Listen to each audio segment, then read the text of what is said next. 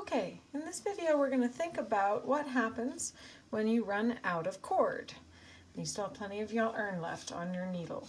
It's a good thing to have lots of yarn with the color you're working on when you're changing cord. So if you need to change yarn a little bit earlier, that's a good idea because you don't want to have to be changing yarn in the middle of changing the cord.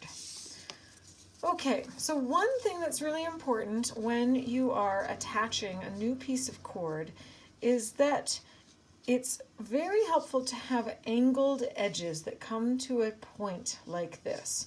If you don't have quite such an angled edge, you might consider shaving a little bit off so that that edge, the ends, are a little more pointy so that they can fit together quite nicely. And what we're going to be doing is wrapping our yarn tightly, tightly, tightly around those pointy edges, just like that, while still remembering to attach sometimes to the snail we already have.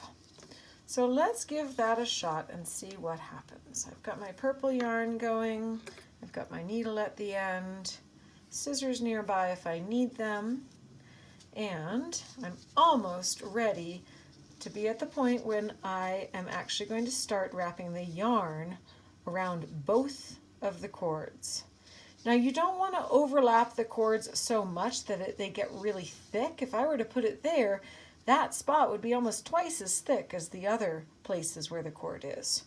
So you want to line up those angled pointy edges so that they meet together and form basically what looks like one cord. I'm going to, with my pinchers, my left-hand pinchers, pinch that together really tight. And it doesn't always work the first time, but we'll see.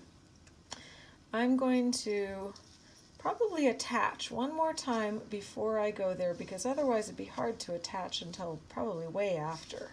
So I'm going to attach right now actually, just using the bridge method. Not worrying about having that little bridge over. Coming up, pulling nice and tight along that, and getting ready to splice those cord ends together. Okay, that looks pretty good, pretty tight. Here we go with the splicing. You'll also notice that the new cord is going to coil in a certain way. And if you coil it in the way that aligns with the basket, that will make your life a lot easier than if you were to try to coil it in the way that would twist away from the basket. So make sure you choose the end that is going to move in the same direction as the basket as well.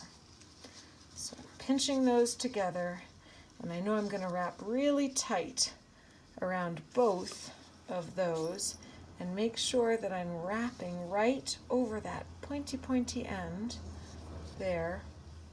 It's easy for these guys to get kind of dislocated if you don't pinch hard enough right now, and you want to watch all the way around that you're covering up all those spots, wrapping nice and tight. And I'm going to keep wrapping. My pinch is staying really steady because they can fall apart. I'm even going to pinch with my nail a little bit, so I can get that purple to be really well wound around, try saying that 10 times fast, both those pieces of cord. And it is a little bit bulkier there. You can see a tiny bit of a bulge there, but that's okay. You just don't want it to be quite so big that it takes over. I'm getting towards the end of this, so I'm going to actually go ahead and connect right now because it's been a little while since I've connected. It might take you a couple tries to do that. It might fall apart and you have to unwind a little bit. That happens. I'm going to pull my needle way out to the end so I have a little bit more yarn to work with and connect. Okay. And just be delicate at this stage because if you pull really hard here, the whole new cord could really come out of there. So you just want to be really nice and delicate, still pulling tight with your yarn, but not pulling against the cord itself. And with that, I have connected a whole new piece of cord that I'm going to keep going with. All right.